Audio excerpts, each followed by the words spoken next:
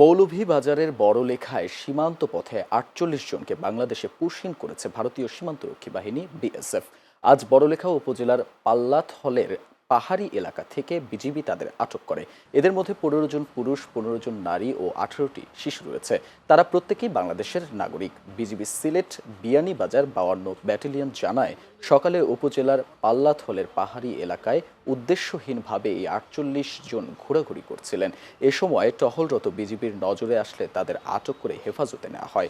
বিজিবির জিজ্ঞাসাবাদে আটককৃতরা জানান, তাদের মধ্যে কেউ চিকিৎসা নিতে, আবার কেউ কাজের সন্ধানে আজ থেকে প্রায় ১৭ বছর আগে কুড়িগ্রাম ও যশোর সীমান্ত দিয়ে অবৈধভাবে ভারতে প্রবেশ করেছিলেন।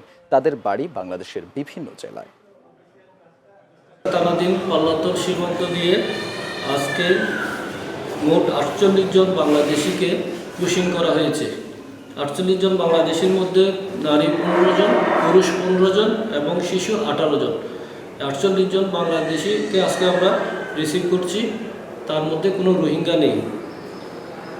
তাদের নাম ঠিকানা আমরা যাচাই বাছাই করব। যাচাই বাছাই করে তাদেরকে তাদের আত্মীয় স্বজনের হেফাজতে প্রদান করা হবে।